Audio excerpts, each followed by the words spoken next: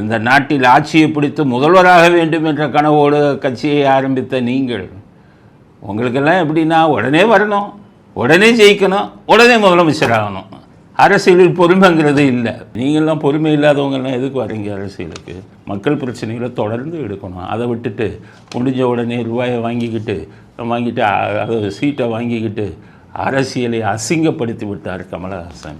MP ஆகிறார் Kamal Haasan, Rajya Sabha MP. Kamal Haasan என்ன கனவோடு அரசியலுக்கு வந்தீர்கள்? இந்த நாட்டில் ஆட்சியை பிடித்து முதல்வராக வேண்டும் என்ற கனவோடு கட்சியை ஆரம்பித்த நீங்கள், உங்களுக்கெல்லாம் எப்படின்னா உடனே வரணும், உடனே ஜெயிக்கணும், உடனே முதலமைச்சர் ஆகணும். அரசியலில் பொறுமைங்கிறது இல்லை. 3% ஓட்டு வந்தது உங்களுக்கு, 3% 4% ஓட்டு வந்தது. அதை வச்சு நீங்கள் கட்சியை இன்னும் இம்ப்ரூவ் பண்ணியிருக்கணும். இன்னொரு யாரை வாங்கி போயிட்டு சினிமாவில் ஒரு கால், அரசியல் ஒரு கால்னு வந்தீங்கன்னா, இந்த பாருங்க விஜய் சினிமாவுக்கு முழுக்க போட்டு வர்றாரு. அது மாதிரி நீங்கள் வந்திருக்கணும், கட்சியில் ஜெயிச்சிருக்கலாம். நீங்கள் என்னமோ வந்தவுடனே சிஎம் ஆயிடுவோன்னு வந்தீங்க, எம்ஜிஆர் மாதிரி நடக்கலை.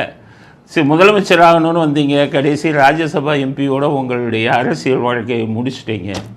ஆனால் கொஞ்சம் விவரமான ஆள் கமலஹாசன், நிறைய செலவு பண்ணார், 100 கோடி வரை. அதுக்கு பதிலாக 2 மடங்கு உதயநிதிட்ட 100 கோடியிலேருந்து 200 கோடி வரை 2 எலெக்ஷன்.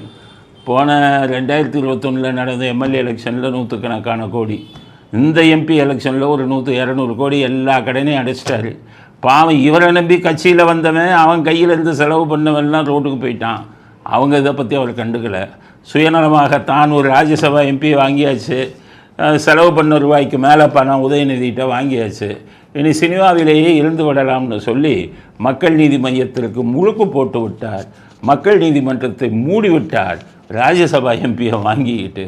அப்படிங்கிறது வருத்தமான செய்தி. நீங்கள்லாம் பொறுமை இல்லாதவங்கெல்லாம் எதுக்கு வரீங்க அரசியலுக்கு? ஆம் ஆத்மின்னு ஒரு கட்சி ஆட்சியை பிடிச்சது. அந்த கட்சி ஆரம்பித்தது ஒரு 10-15 வருஷத்துக்கு அதுக்கு முன்னாடியே ஆரம்பித்தாங்க. தோல்வியை சந்தித்தாங்க, எலெக்ஷனில் நிற்கலாம். அது திடீர்னு ஒரு நாள் ஆட்சியை பிடிச்சாங்க. அரசியல் என்பது அப்படி தான். மக்கள்கிட்ட தொடர்ந்து நீங்கள் போகணும், மக்கள் பிரச்சனைகளை தொடர்ந்து எடுக்கணும். அதை விட்டுட்டு முடிஞ்ச உடனே ரூபாயை வாங்கிக்கிட்டு அதை சீட்டை வாங்கிக்கிட்டு அரசியலை அசிங்கப்படுத்தி விட்டார் கமலஹாசன். அவருடைய அரசியல் அத்தியாயம் மிகப்பெரிய தோல்வியில் ராஜ்யசபா எம்பியோட முடிஞ்சு போச்சு.